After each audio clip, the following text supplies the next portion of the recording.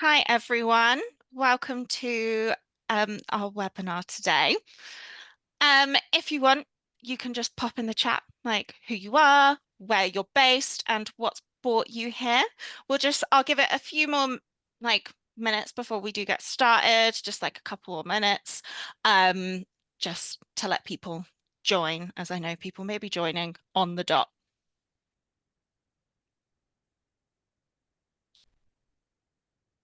I can see numbers going up.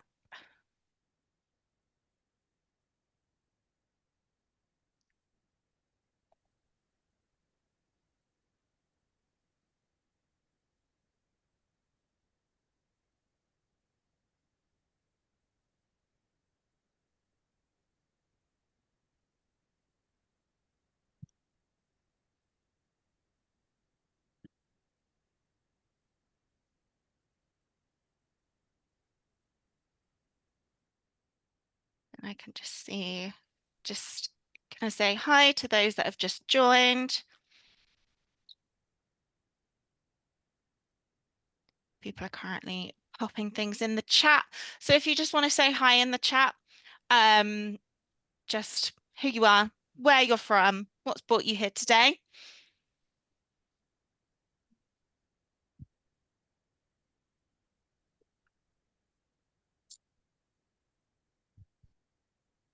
Amazing. So, my name's Hannah. I'm one of the senior business psychologists here at Microlink, and I just want to welcome you to today's webinar. So today, the webinar is very much around workplace needs assessments and how one size doesn't fit all. What I want to do just before we get started is I would just want to do a bit of housekeeping with everyone. So, in terms of housekeeping, just to make you aware that live captions are available. The sessions will be recorded today as well. If you do have any questions, there is the Q&A function where you can pop your questions. We do have our lovely moderators in the background and they'll be able to answer any questions. And as well, we will have some time at the end. And also there's the chat function for any general comments or interactions as we do go along. So with today, we are all here to learn and grow together. So in this situation, please do help us maintain a space where everyone does feel comfortable, heard, and valued as well. So as I mentioned, I am one of the senior business psychologists at Microlink. So part of my role is working in the one-to-one services, providing coaching services to individuals, workplace needs assessments. And in the past, I've also done diagnostic assessments, some consultancy, and screening assessments. I'm joined today with two of my lovely colleagues, Nolene, who's one of our business psychologists, and Magdalena, who's a senior business psychologist. So I'm going to just get them to quickly introduce themselves. So Nolene, can you introduce yourself to everyone? I can. Hello, everyone. It's lovely to be here today. So, just to introduce myself, I'm Noling. I am a business psychologist at Microlink. Like Hannah, I work in those one-to-one services. I work as an assessor, delivering workplace needs assessments, and I also deliver coaching.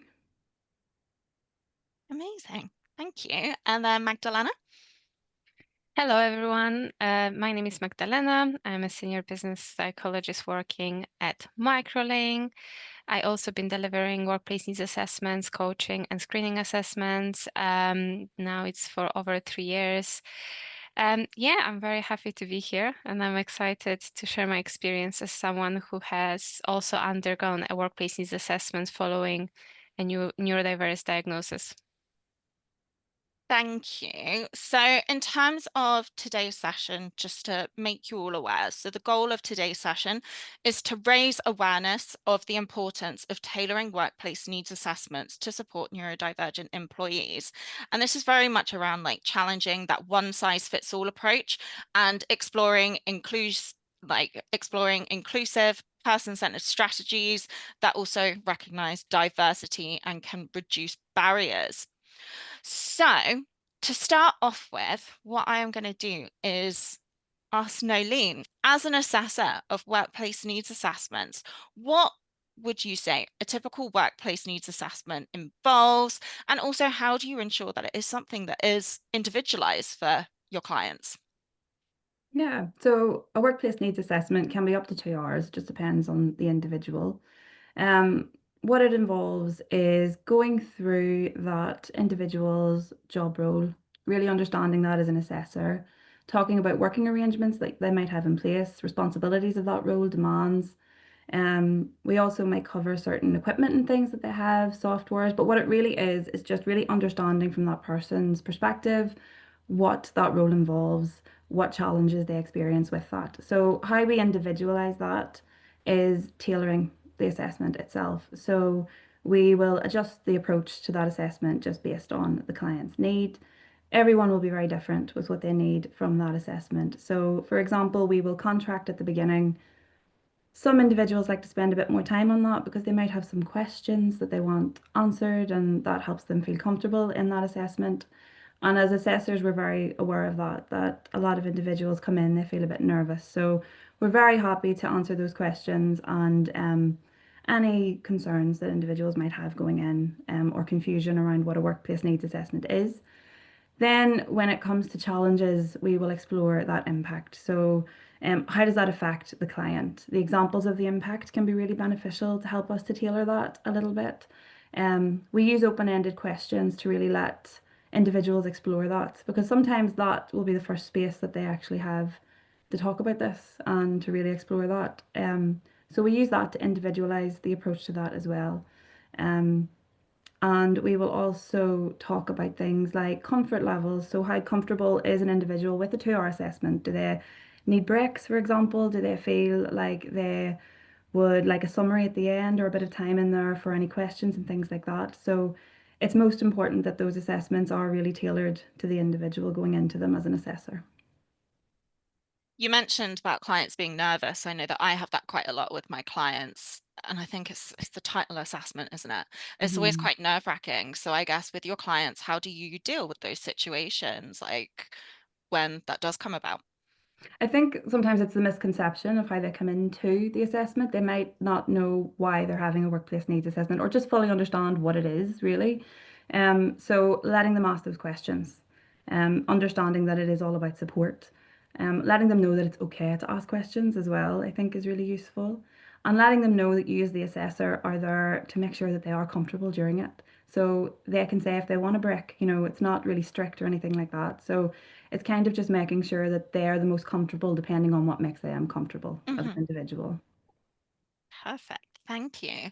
And Magdalena, are you able to share your experience with us of what it was like for you when you first requested, or even like when you underwent your workplace needs assessment?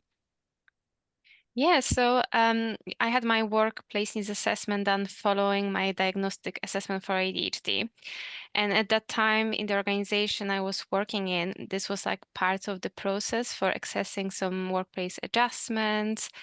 And overall, I would say that the experience was very positive because of the person you know, who I talk to and how they make me feel, and all this thing, as Nolene mentioned, about kind of from the get-go building that rapport and being able to create that right environment. And also that lets like help you to encourage you to express yourself in your own words and maybe give some more detail or examples that otherwise I wouldn't feel comfortable sharing. So I would say, apart from assessor being very, open to my perspective on things, my suggestions, because I'm an assessor myself, it helped me to kind of get that understanding of the person with the get-go, because I didn't have to like focus on explaining my job Mhm. from the technical perspective. So we could really focus on the challenges and my personal challenges linked to my ADHD. And also because I'm very familiar with the process and assessment, I was at ease, and also I came quite prepared. So I actually had a list of ideas that I thought maybe I could present to the assessor, and thankfully that person was very open-minded to it, which helped the process as well. Amazing. Thank you. In terms of misconceptions that employers have about workplace needs assessments, like what would you say some of these misconceptions are? And this is a question for both of you. So Nolene, if you want to go first. Yeah, I think there's quite a few of these that we hear quite frequently. One of the most common ones would probably be that misconception that workplace needs assessments are just for physical adjustments, because often Mm-hmm. they're so much more than that. You know, we cover things like workload, communication, client autonomy, things like that. And for example, you know, with communication and that side of things, we might talk about someone might have challenges with processing verbal information. So we'll talk about, Mm-hmm. well, what would that look like if they wanted, you know, written instructions rather than verbal information, for example. I think another misconception would be that those more general solutions kind of work for everyone, which isn't the case a lot of the time. Yes, they're useful, those more broader kind of things that we put in place, but also those tailored adjustments are just invaluable for the individual. You know, we might do a workplace needs assessment with an individual, for example, who has ADHD or someone who has a diagnosis of ADHD, and another person who has a diagnosis of ADHD might need completely different recommendations made. So it's all about really focusing on that individual rather than those broader kind of recommendations. And maybe some misconceptions around the long-term benefits of a workplace needs assessment. So with that and the difference that they make to the individual and feeling that they're supported and how that can really impact retention within organizations and things. Um, it can lead to substantial cost savings, you know, that initial kind of investment. So it's really about that misconception around the investment going into it, but what you're actually getting out of it, I think is really worthwhile looking into as well. And then anything to add to that at all, Magdalena? So I also think that the most common misconception is that as assessors, we will be able to comment on whether or not the person is actually capable of doing the job. So sometimes I feel like the workplace needs assessment can be mistaken for other assessments, such as work capability assessments. Mm-hmm. So it does put a lot of pressure on the person going through the assessment as well, because they have this perception that they're going to be judged or evaluated to some extent during the meeting with the assessor. So I feel like that is a potential barrier as well. So yeah, so as Nolina explained before, like it's very important to kind of set that clear expectations from the get-go, explain what is the assessment, but also maybe like sending some information beforehand to come to the assessment, at ease already, because they have a clear understanding what is the purpose of the assessment. Mm-hmm.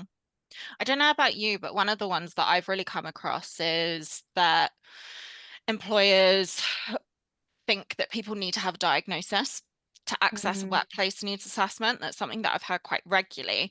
Whereas I know here at Microlink, we're very much, you don't need to have a diagnosis. It's very much to support like the challenges and the barriers that people are experiencing. Is this something that you've also come across?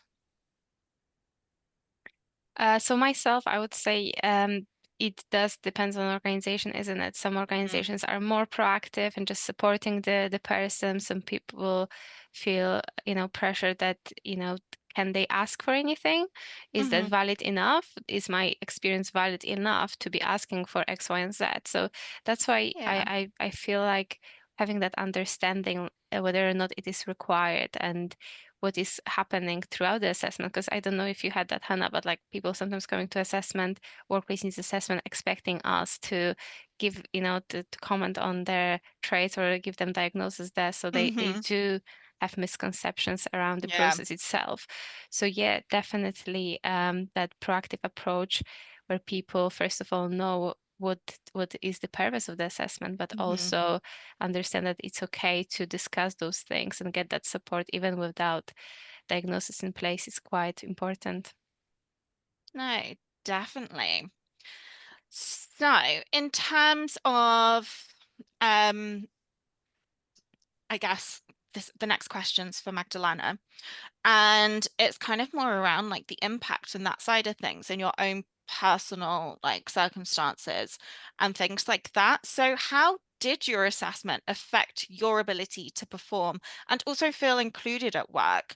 And were there any challenges like faced at all during the process, whether this was like during the referral, the assessment itself, anything like that? Mhm. It's kind of two So in one. Okay. So for me, having my challenges formally documented, but also alongside my strengths and my preferences, that actually helped me to like open that door and open the door for asking for potential adjustments. And Mhm. also, that was actually a requirement at the time to have access to assistive technology and equipment and things like this. So that was quite helpful. The other benefit that I took from it is just I didn't have to explain myself again and again and kind of try to, especially let's say when we're changing line managers, it was not the case that I would have to go and have that taunting conversation about everything. And Mhm. it is quite taxing as well to in detail explain everything. So I found this very beneficial that I had something that if I wish to do so, I could share with my colleagues to help their understanding on my ways of working, my strengths, and the most important, my communication preferences. Mhm. In terms of the challenges as well, you ask, yeah? Yeah, I asked if there were, there may not be any, but if there were any from that side of things. So the process itself, I would say it was quite smooth. So I was lucky in that sense. The only challenge that I feel like maybe it's helpful to share, it was around actually basically at the time of the assessment, my organization was going through some structural changes, and that impacted not only me but also wider team. So I remember that during the assessment, I did discuss that with assessor. So I explained that, for example, not having information in advance was putting a lot of pressure on me and my colleagues.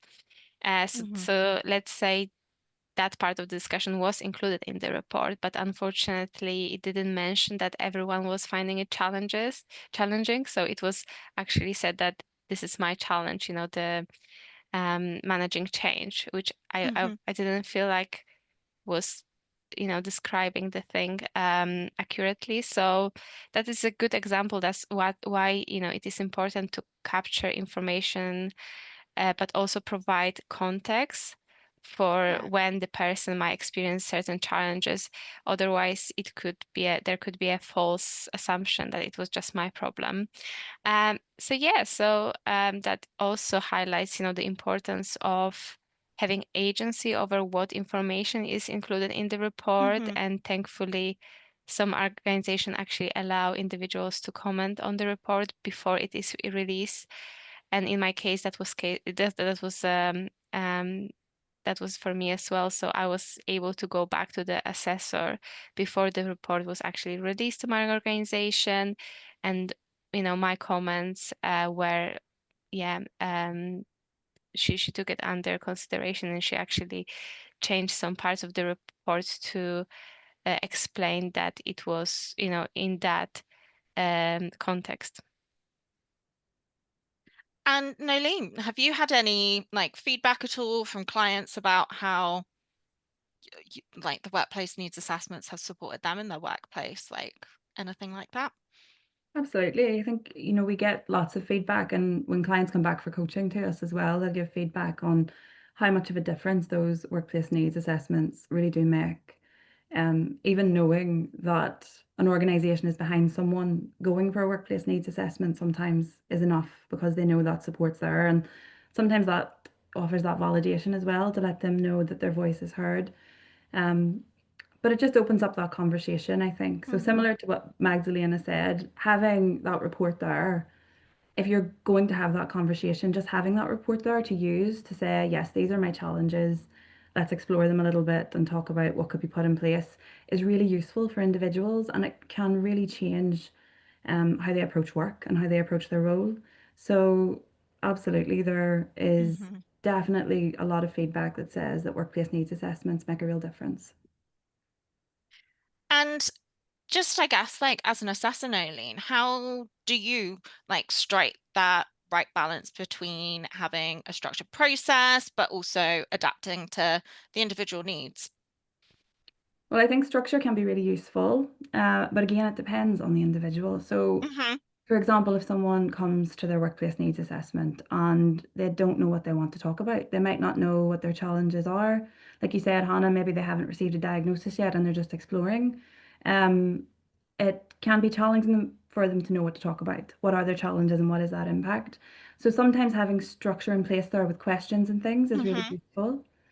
However, a lot of the time individuals come and they are the expert on them and they know exactly what they need. And it's really just about being flexible with that and Yeah. exploring that, letting them have the space to really explore that. So again, it just depends on the individual with that structure, but there is a place for structure, I think, in workplace needs assessments. It's just about knowing when to use it. Hmm. Do you find having that structure makes it easier for you as the assessor? Sometimes it does. I think after you've done workplace needs assessments for a while, you Becomes kind of second know, nature. yeah, you kind of know where you're going with it. But it is useful sometimes. Again, it's client dependent, and Uh-huh. sometimes you know, okay, well, I'll use a bit of structure with this assessment Yeah. because it supports the client to open up a little bit. So yeah, it just depends, but you know from experience, I think. Hmm. Yeah, you get, well, as we said, it becomes a bit like that second nature, doesn't it? And you've kind of built like strategies to support yourself, like as delivering and that side of things. And Magdalena, I guess from your aspect, like if we're thinking about that lived experience, like how do you like, or did you feel that your assessment was tailored to your unique needs? And if so, how did your assessor do it at the time? Mm.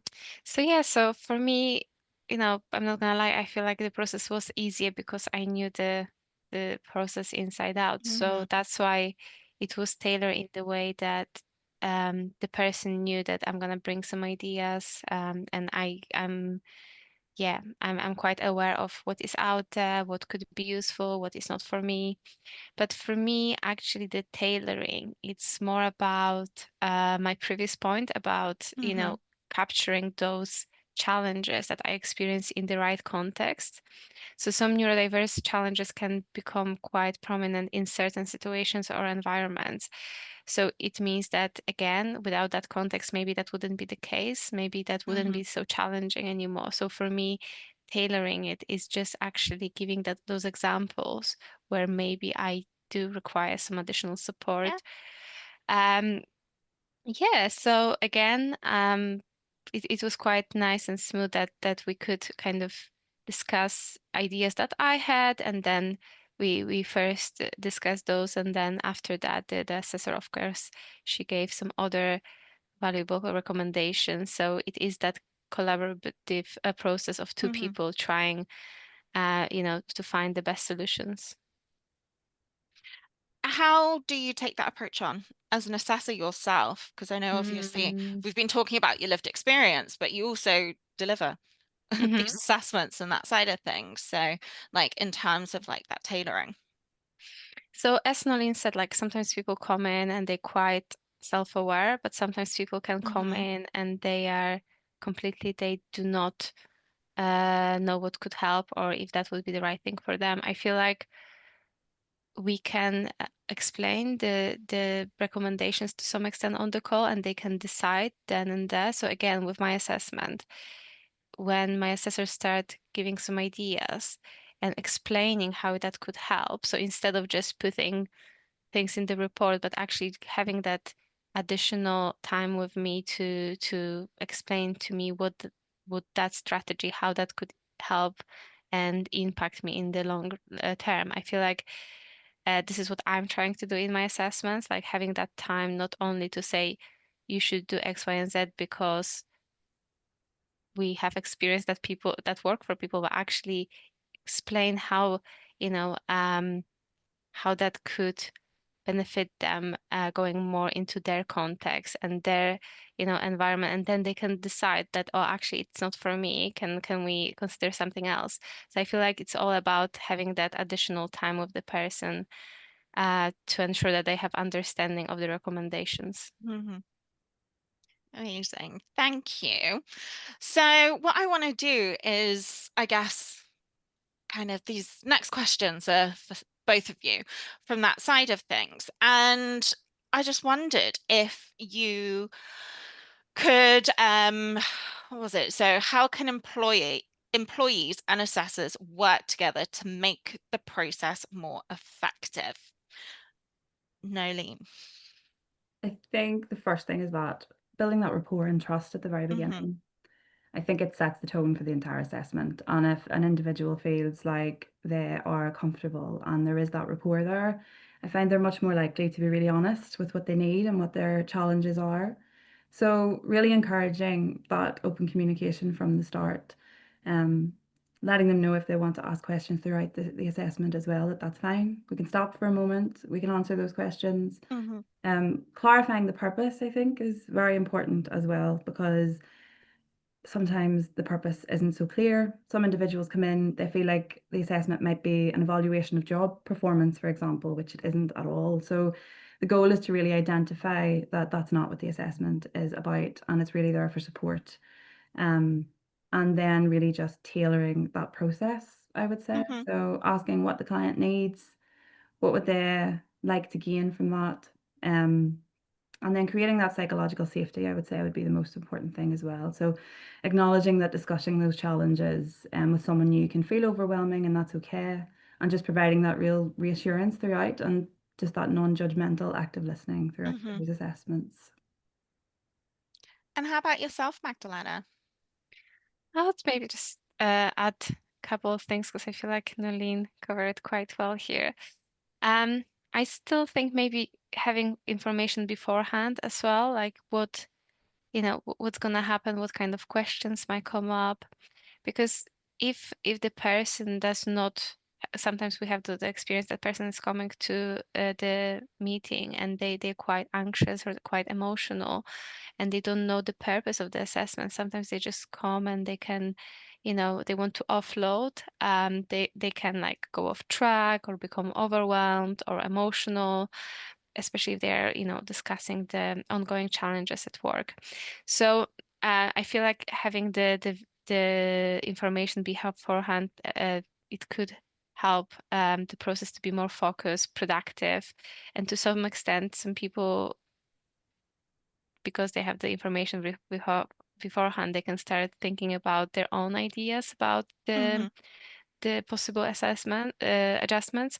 So I would say on the assessor side, being experienced, open-minded, allowing the person to explain things in their own terms. Again, having that structure, but just flexible enough to be able to, explore and let the person to explain everything, giving the examples they think are relevant to write the right context is essential too. So it is kind of collaboration to ensure that those assessments are truly like tailored to individual. I know that you mentioned, it's been mentioned, psychological safety. Can either one of you kind of explain what is meant by that psychological safety a little bit more, just in case like people don't necessarily know like the meaning of it? I know it comes up quite a lot within our kind of work. Yeah, absolutely. Just so it would be someone just feeling very safe to open up would be a way to kind of describe it. To feel like they can open up and be not judged with what they say. To feel that they're safe in that space really would be a way to describe psychological safety. It's okay to not be okay. It's okay to have those challenges. It's okay to bring it up to the meeting, even if you don't have a formal diagnosis. And I feel like, again, because we do speak to the people with neurodiversities and other challenges day to day, I feel like once we can relate to them sometimes on the call, so like they, we bring that level, the feeling of like, we're being evaluated or assessed or asked questions. So having that conversation, and sometimes even I'm happy to share my own experiences on some, some of the things that they mentioned, because it does help them to feel that it's just okay to talk about this and not feel judged. Yeah, no, definitely. So I guess kind of thinking from a organization's perspective, I know obviously that last question was very much around like client and assessor, but if an organization, like what would you say is that one actionable step that organizations could take tomorrow, for example, to improve their approach to like workplace needs assessments and that side of things? And Can I this is kind start? of open to both. Yes. Yeah, so in my opinion, the first actionable step could be, just ensuring that the organization has a clear understanding of what a workplace needs assessment is. And to make this process like very easily accessible to employees. So that would include providing them with information beforehand. So again, or even where they can reach out directly to us and ask those questions if they have some hesitation and maybe they need a further explanation.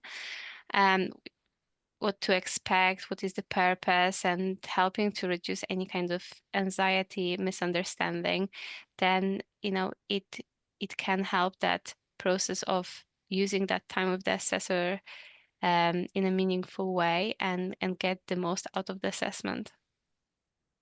And then how about yourself, Nolene?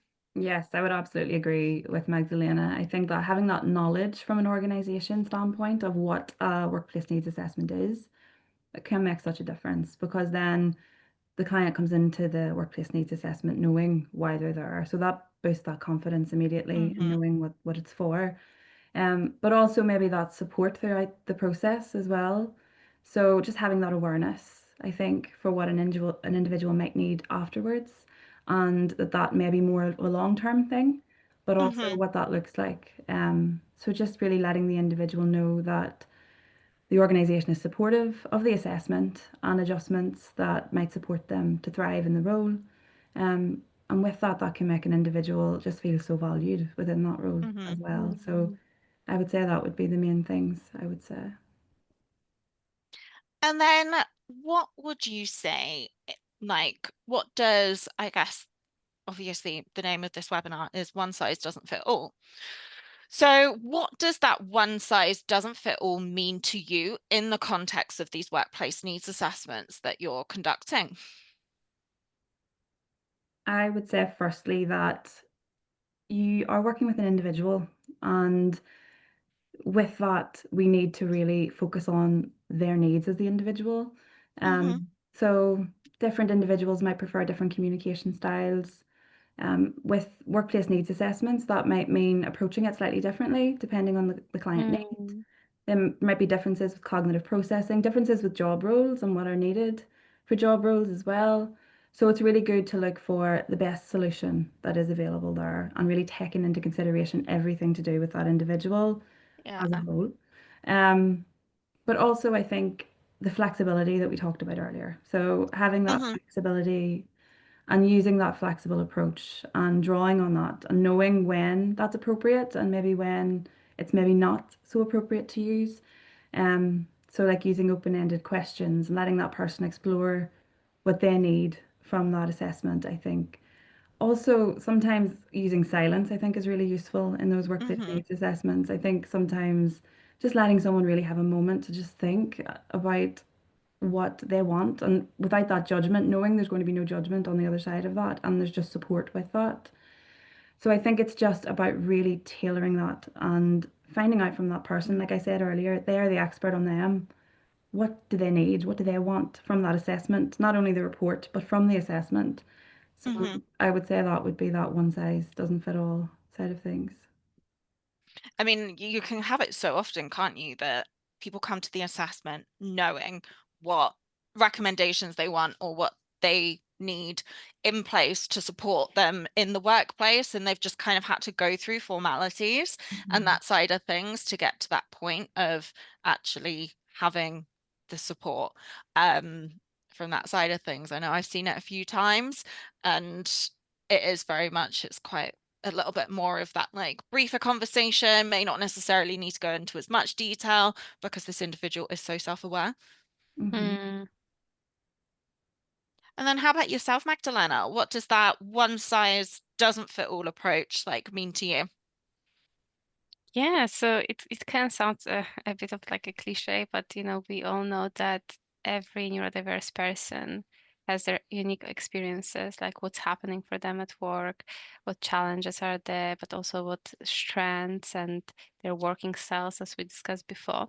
So it's all about like understanding the level of support that they need and being able to capture it in a accurate way in the report to ensure that we talk about stuff that is relevant for them, but also how we present them, because we Mm-hmm. don't want to again just go there and just find out all the challenges, put it together, and then it can be feel very negative or misleading for them when they receive the report.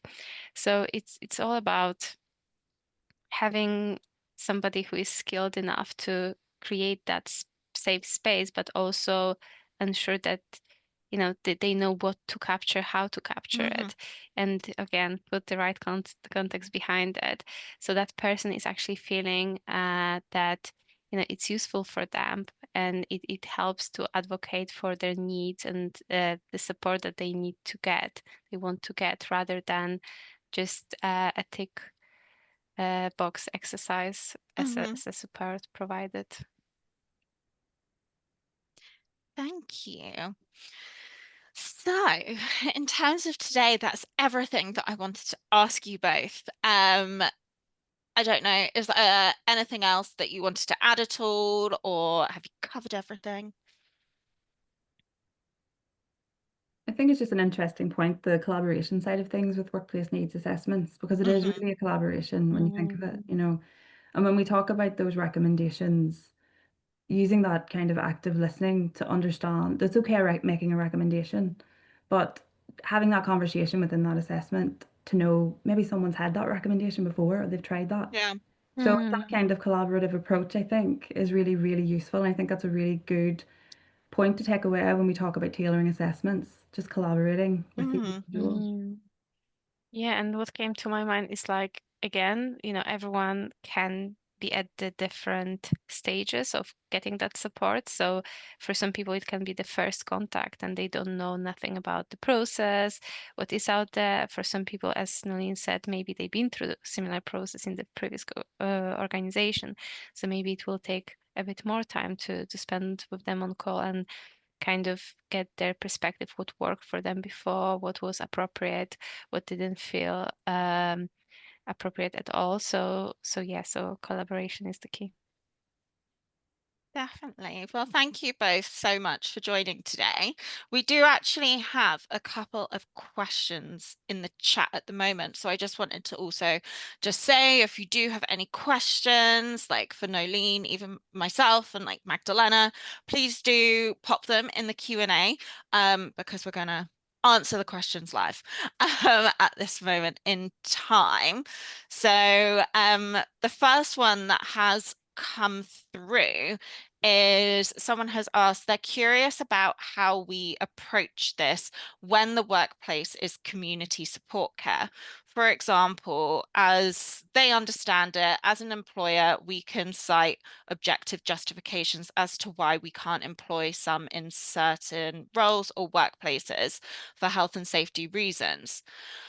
They're passionate that we do everything we possibly can to enable people to work with us. And they suppose what they're asking is very much around advice that we have towards best practice where genuine barriers that are challenging to overcome do exist.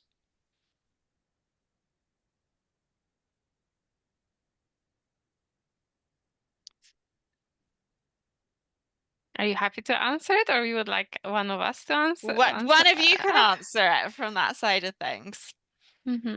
So I think like again, we would need more information and context about like what is happening and what are those barriers, because again, for example, we don't only do workplace needs assessments, but we do like Mhm. coaching, that literally through the coaching process, we could sit with the person one to Mhm. one and kind of try to understand their perspective and really get into it and offer those recommendations or tailored strategies that are even more Mhm. tailored than what we provide in the workplace needs assessment. So again, I would be very keen to hear like examples of those barriers.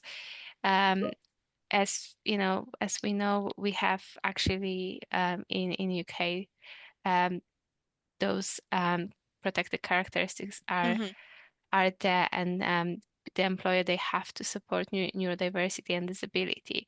So this is why I feel like it would be very hard for us to comment what level of support we can provide until we know the exact examples of those barriers. Mhm. No, Leon, anything to add at all?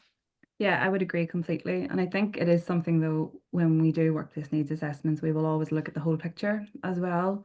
So we will consider those things. But again, I think we would maybe need more context with that specifically. I think there's that aspect as well. If we're thinking about health and safety reasons and that side of things, I know that within the question it was that sometimes people can't be employed because of like certain roles or like workplaces for those health and safety reasons.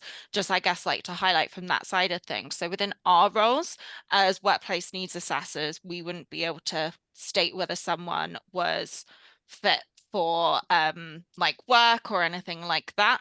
It is very much a little bit more around making sure that people are getting the support that they need. And that's when we would potentially advise going to like occupational health and that side of things too. So we've had another question in the chat, which is, how do you become an assessor and how long does it take? Do you need specific qualifications? So, I mean, with like that side of things, I know we've all got our own like journey, I guess, and like how we've kind of got to this point. I know for myself, so one of the things like when it comes to qualifications and that side of things, I did my undergrad in psychology. Then I've done like my master's in occupational psychology, so kind of going more down the occupational psychology route. One of the things as well that I'm now doing is my chartership into occupational psychology. So, in terms of those qualifications, I think it depends, obviously, where you're sort of applying, because some places they may have very like rigorous training and that side of things. Because I do know, especially like within Microlink, we're not all from an occupational psychology background. Um, but like kind of having that knowledge and things like that, like sort of rigorous training and making sure that you are trained to that standard to like write reports and that side of things is probably one of the most important things. And an interest within the area is what I would advise. How about yourself and Magdalena? Yourself, Magdalena or Noli? Yeah, I think there's So, different routes. Oh, sorry, Magdalena, go no, ahead. no, no, go on. You go first. I was just going to say, I think there are different routes. My background's psychology, but there are different routes to becoming an assessor. And again, it depends on organizations and things like that. But and like Hannah said, a real passion for it's really, really important as well, I think. Definitely. I would just advise maybe around finding out what organization the person wants to work for, because again, some of the organizations would be more strict about the qualification and experience that they have to have. But like there are so many like entry jobs as well. So I feel like, okay, I've done my undergraduate, I've done my master's, but even if I haven't, there was opening as assistant psychologist, and then you can train up.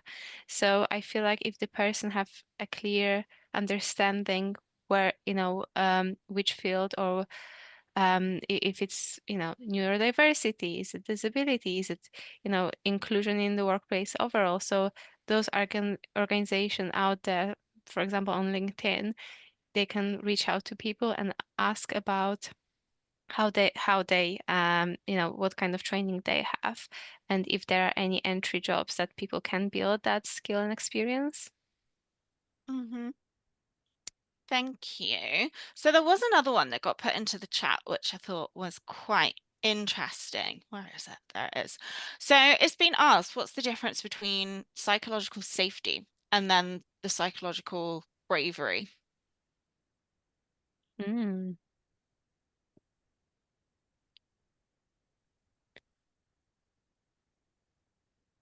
Does anyone have an answer, or would you like me to answer. It might be good Because to hear your perspective on it, Hannah, and then maybe chat about that a bit because that's an interesting one. Yeah. So I would say, I mean, that psychological safety is very much being in that environment where you feel safe enough to sort of like take risks, but there's also that openness and like you're able to sort of like speak up. So it's kind of a bit more around that.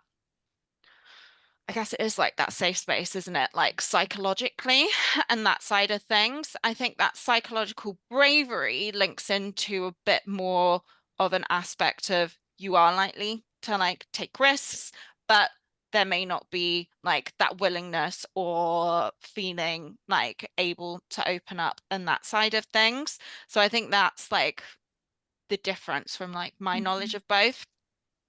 Mhm. Yeah. So psychological safety is actually a job of, I would say, organization or people in charge to kind of create that environment when the people can just, um, speak about their challenges, their journey, what support they need to be the best um, selves in their jobs. Whereas the psychological bravery, I think it's more about the individual, that the individual is actually, brave enough to speak and maybe challenge those misconceptions that everyone have to have it all figured out and we all should be, showing up in certain way even if we don't feel like it. So that's my understanding. Um, yeah.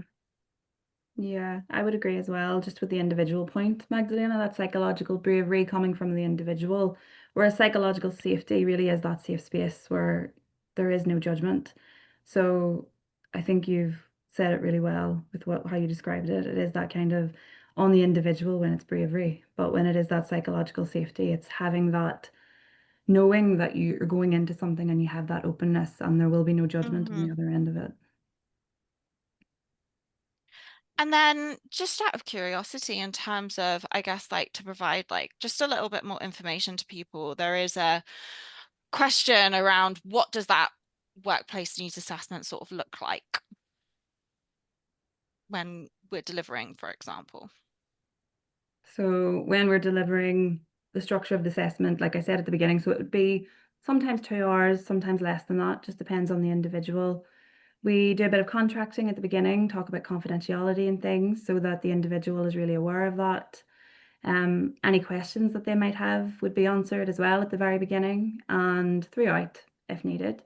And then we'll go into questions. So questions about the individual's job role. So what does a day look like for them, for example, would be something that we would ask. What does that look like? What types of tasks?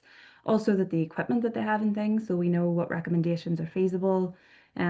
We might also ask questions about things like specific areas like concentration, or we might talk about things like communication. Again, it just depends on the individual, and we will really Mm-hmm. tailor those questions to what the individual is giving us. So that's the structure that it would really, really take. Mm-hmm. I think there's also that aspect, isn't there, when we're writing the reports, that we would really tailor the recommendations to ensure that they are something that's feasible and reasonable, really, for people to put in place in the workplace, whether this is the employer or whether it's also like the employee with like strategies and that side of things, which I know is something that we get from that conversation with the employee when asking those questions and that side of things. I would just add to it if you don't mind as well.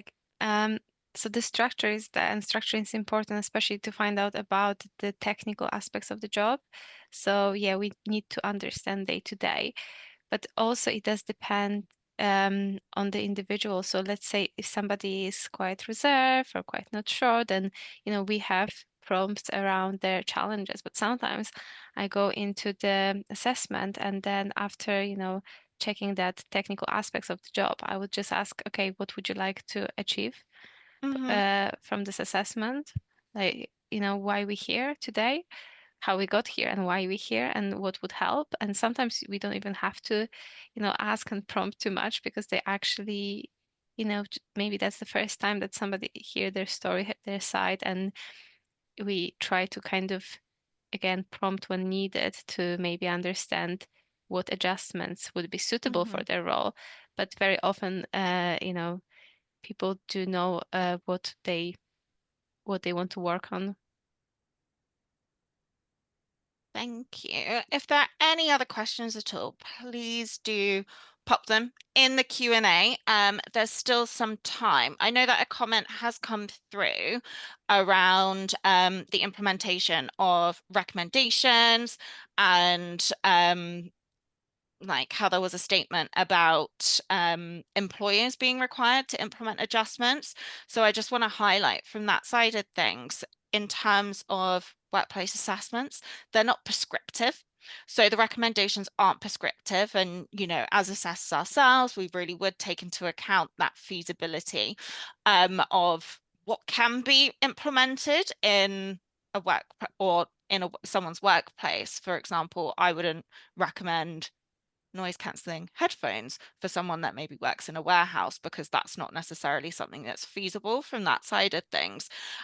So it is very much around the aspect of making sure, like from our perspective, making sure that they are feasible. But then also, one of the things that I would do in an assessment is really making it clear to the person that I'm assessing that the recommendations aren't prescriptive, but also they what's the word? It is at the discretion of the employer, like whether or not they can be implemented, because we only get a certain amount of time with employees to really find out everything that's going on. But we do very much take into account like that discretion of the implementation, and that we're not saying that this is you have to implement this. I would add to it, if you don't mind me. Mhm. It's also about, what is doable, what is feasible, but also some of the recommendations are for the person. So it's not necessarily Mhm. equipment and software that we're going to be talking about. We're going to actually try to help the person to find little things or little tweaks to their routine, or how they schedule their task, how they create that environment of concentration. So I feel like even if it's not prescriptive, and it will be up to the organization if they're gonna go ahead with the recommendations. It's really great place, the first place when people can understand that, yeah, there are things that they could be doing, and maybe some of them are free, just to help themselves to feel a bit better, to support their challenges. And again, like some of the best results or the best changes, there will be after coaching as well. So like that would be a next step as well, to have maybe more time and Mhm. space to be discussing those things. So again, even if some of the things can be more challenging to implement for organization, I feel like there is still a lot of benefit for the individual to go through the process.